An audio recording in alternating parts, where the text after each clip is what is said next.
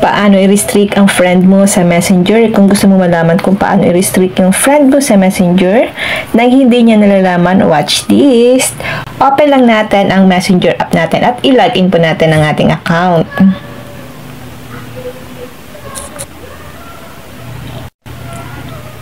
Hanapin lang natin dito yung friend mo na gusto mong i-restrict na hindi niya malalaman.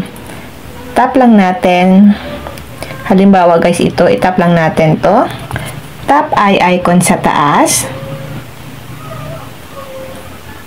Then scroll down. Hanapin niyo po dito sa baba ang restrict. Itap lang natin ito.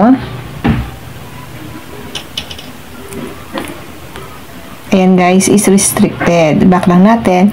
So, kapag na-restrict po natin yung ka-chat natin, mawawala yan dito sa ating chat list.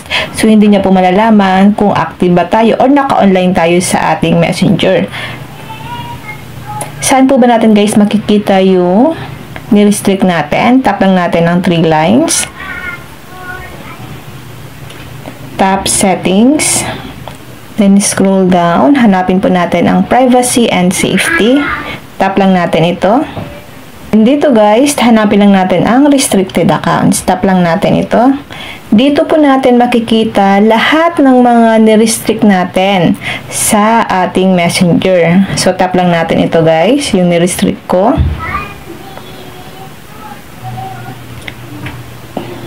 Tap continue. Ito makikita nyo po lahat ng mga message niya na hindi po nasisiin. So, ang ibig sabihin, hindi niya po malalaman na nabasa mo na yung mga chat niya sa Messenger. Okay? Pero kung gusto mo na siyang i-unrestrict, itap mo lang yung unrestrict. Okay? Ganun lang po kadali kung paano po natin i-restrict yung friend mo sa Messenger. Yun lang guys, sana po may natutunan kayo sa aking video. Huwag nyo lang po kalimutan na i-follow ako at i-share ang ating video para malaman din po ng iba kung paano i-restrict yung ka-chat natin sa ating Messenger.